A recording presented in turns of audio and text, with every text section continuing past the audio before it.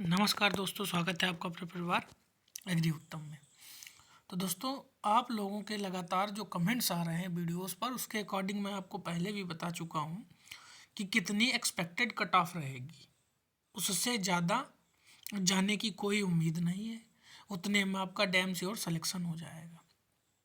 तो इस वीडियो में दोस्तों हम उसी को लेकर बात करेंगे। एक्सपेक्टेड कट ऑफ क्या रहेगी, नित्य परीक्षण की कट ऑफ की तरह बढ़ेगी कट ऑफ, क्या होगा सेफ स्कोर, इन सब सारे पहलुओं पर बात करेंगे।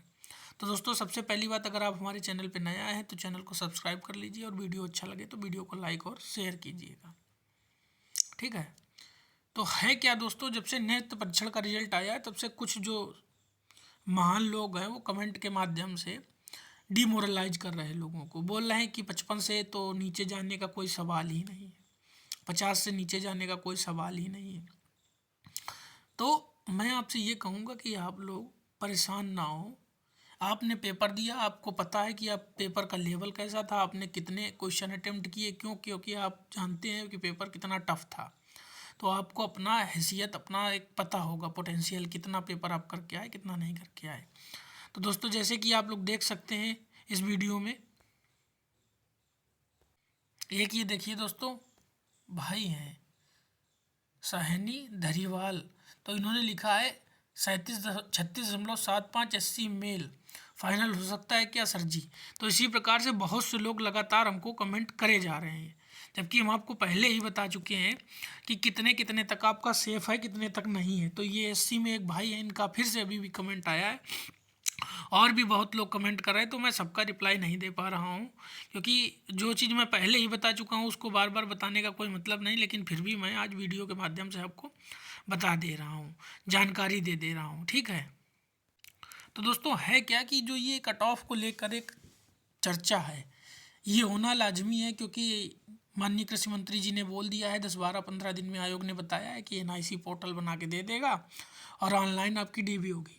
ऑनलाइन डीवी जो होगी वो सेम एज इट इज़ जैसे होगी जैसे यूपी कैटेट में काउंसलिंग होती है, वैसे ही आपको डॉक्यूमेंट की जो PDF होंगी वो अपलोड करनी होगी और ऑनलाइन वेरीफाई हो जाएंगी। उसके बाद वो जो सेलेक्टेड बच्चे हैं 3446, उनको बुला के वहाँ उनका फिजिकल वेरिफिकेशन करा के आयोग कंप्लीट करा देगा भर्ती। तो इसमें जो नित्य परीक्षण की कट ऑफ बढ़ी थी, आप लोगों को पता है कि 12.50 से लेकर मान लीजिए 42.50 तक गई। ठीक है। तो वो जर्नल की बढ़ के गई थी। तो जर्नल की वो बढ़ने का कारण था कि पेपर का ज़्यादा टफ ना होना और कंपटीशन लेवल कम होना। लेकिन AGTA में क्या था, कंपटीशन लेवल ठीक ठाक था और पेपर बहुत टफ आया था। ठीक है। बहुत ज़्यादा नहीं था AGTA में, कंपटीशन ठीक ठाक था, ऑन एन एवरेज था और पेपर ज़्यादा टफ था। ठीक है। इसलिए आपकी कट ऑफ ज़्यादा नहीं जाएगी। तो आप उस चीज़ को पहले तो दिमाग से निकालिए कि नित्य परीक्षण की तरीके आपकी भी कट ऑफ बढ़ेगी। तो ऐसा नहीं है, आपकी कट ऑफ बिल्कुल नहीं बढ़ेगी। आप परेशान होना बंद कर दीजिए। ठीक है। अब दूसरी बात क्या है कि क्या होगा सेफ स्कोर। तो मैं आपको कई बार ये चीज़ बता चुका हूँ, एक बार फिर से आज बता दे रहा हूँ। देखिए दोस्तों, अगर आप जनरल कैटेगरी में हैं तो आप 45 से 47 तक मान के चलिए, हर हाल में आपका हो जाएगा। अगर आप जनरल में हैं तो आपके कितना 45 से 47 हो गया। OBC में अगर आप हैं तो आप ये मान के लिए चलिए 43 से 45 के आसपास। ठीक है। प्लस माइनस एक हो सकता है। EWS में आपका मान के चलिए 40 से 42 तक। SC में दोस्तों आपका 38 या 39 से 40 तक, 40 और 41 प्लस माइनस एक इसमें मान लीजिए। फीमेल में जो बहुत से कैंडिडेट हैं मैसेज कर रहे हैं फीमेल में, सर मेरा इतना है, होगा या नहीं होगा, तो उनको मैं बता दूं आपका 35 से 37 तक रह सकता है, पूरी उम्मीद है, बल्कि कम ही होना चाहिए इससे। ठीक है। दूसरी चीज़ क्या है कि कुछ जो लोग हैं वो, जैसे एक बच्चे ने कमेंट किया था, उसने बताया कि 73.75 है। आप में से एक भाई था, उसका 43.75 OBC कैटेगरी में। तो मेरा होगा क्या नहीं होगा। तो मैंने उसको बताया कि बिल्कुल चांस है, आप DV कराइए। ठीक है। एक जो सबसे ज़रूरी चीज़ होती कर्म, वो आपको करना होगा। ठीक है। आप कर्म करिए, फल जो होगा वो बात की बात है। तो आपके अगर OBC में, जैसे उस भाई ने बताया था इतने नंबर हैं उसके, तो मैंने उससे कहा बिल्कुल चांस है, होंगे, क्यों नहीं होंगे। पॉजिटिव माइंडसेट, पॉजिटिव अप्रोच बहुत ज़रूरी है किसी भी रिजल्ट को हासिल करने के लिए। यदि आप पहले ही गिव अप करके बैठ जाएंगे तो ज़रूरी नहीं कि चीज़ें आपके हित में हो। सबसे ज़रूरी बात, और 43.75 नंबर कोई ख़राब नंबर नहीं, बहुत अच्छे नंबर है पेपर के लेवल को देखते हुए। तो ऐसा भी नहीं कह सकते कि 43.75 में सिलेक्शन नहीं होगा ओबीसी कैटेगरी में, इसमें भी सिलेक्शन हो सकता है, ये मान के चलिए आप। अगर 45 गई जर्नल की तो 2 नंबर का फ़र्क दिखेगा, तो 43 तो नंबर आपके पहले से ही ऑलरेडी हैं। तो इस तरह से अब साथ ही साथ जैसे एक भाई ने भी कमेंट किया 36.75 एससी कैटेगरी में, जो मैं आपको दिखाया, तो 36.75 एससी कैटेगरी में नंबर काफ़ी कम है। आप मान के चलिए 37, 38, 39 के आसपास होते तो एकदम, मतलब ऐसा नहीं कि 36.75 में नहीं होगा, हो सकता है, ऐसा नहीं, बिल्कुल हो सकता है। एससी कैटेगरी में सीटें अच्छी खासी हैं, लेकिन अगर आपके यही नंबर 37, 38, 38, 39 के आसपास होते, 40 के आसपास, तो आपके आज ज़्यादा अच्छे चांस होते। ठीक है। और फीमेल का तो देखिए मैं फीमेल में थोड़ा सा ज़्यादा इसलिए बता रहा हूँ कि आप लोग परेशान होना बंद कीजिए। हो सकता है कि कौ आपका और ही कम लग जाए, क्योंकि काफ़ी फीमेल छट गई है ना।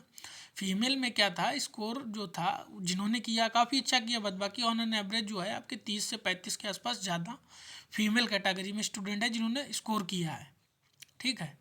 तो आप ये मान के चलिए कि फीमेल में 35 से 37 जो है आपका बहुत सफिशियंट है, उससे ज़्यादा जाने की कोई उम्मीद नहीं है। अब दूसरी चीज़ कि आपका जो भी रिजल्ट आएगा वो बात की बात है। अभी फ़िलहाल में आपको क्या करना होगा, अपने माइंडसेट को एकदम क्लियर रखना होगा, अपना अप्रोच जो है वो क्लियर रखना होगा। क्योंकि रीज़न क्या है कि इस समय आपको हाई कट ऑफ बताने वाले ज़्यादा होंगे। अब हाई कट ऑफ बताने वाले में कुछ तो ऐसे हैं जिनका मान लो डीबी क्वालिफाई है, लेकिन कुछ ऐसे हैं जो डीबी भी क्वालिफाई नहीं किए, बस वो हर जगह जाकर क्या करते हैं, हर जगह जाके बच्चों को गुमराह करने की कोशिश कर रहे हैं। अब उनको ये नहीं पता कि पेपर वो भी देकर आए हैं, पेपर का लेवल कितना हार्ड था। ये तो कोई हलवा पेपर था नहीं कि नहीं हो गया वो काम ख़त्म हो जाता है। बच्चा ज़रूर बुलाया गया, अधिक ये मान के चलिए अब बच्चा 18,000 प्लस जो बाहर किया जाएगा वो थोड़ा सा, मान लीजिए आयोग को इतना बच्चा नहीं बुलाना चाहिए, लेकिन अब आयोग के आगे भी मजबूरी है कि कहीं कोई सीटें छोड़ रहा है, कहीं कुछ तमाम सी चीज़ें होती हैं। तो उन सब चीज़ों को मद्देनज़र रखते हुए बच्चा लगभग 6.5 गुना आयोग ने बुलाया है। तो अब आपकी ये समझ लीजिए ऑनलाइन डीबी होगी, तो उससे पहले आपको कुछ चीज़ें क्लियर करनी होगी। मैं आपको अपने वीडियो के माध्यम से बताऊंगा कि ऑनलाइन डीबी से पहले आपको क्या करना होगा। ठीक है। तो उन सब चीज़ों को आप लोग प्रॉपर तैयार रखिएगा, क्योंकि ऑनलाइन डीबी का मतलब ये है कि 0% इरर, ये समझ लीजिए आप। ऑनलाइन डीबी जब आपकी होगी तो 0% क्या रहेगी, इरर रहेगी आपकी। किसी भी प्रकार की गड़बड़ नहीं करनी है, गड़बड़ करने से फिर आपको दिक्कत हो सकती है देखने को। तो फिलहाल के दोस्तों ये जो जानकारी है मैं आपके पास आज साझा कर रहा हूँ। एक्सपेक्टेड कट ऑफ मैं आपको बता चुका हूँ, एक बार फिर से मैं बोले दे रहा हूँ। एक्सपेक्टेड कट ऑफ आप लोगों की दोस्तों ये आप समझ लीजिए, एक्सपेक्टेड कट ऑफ आपकी रहेगी जर्नल में 45 से 47, ओबीसी में आपकी 43 से 45, ईडब्ल्यूएस में 40 से 42। ठीक है। एससी में मान लीजिए 39 से 40 या 38 से 40 के आसपास, प्लस माइनस देख लीजिए। और उसके बाद फीमेल में आपकी 35 से 37।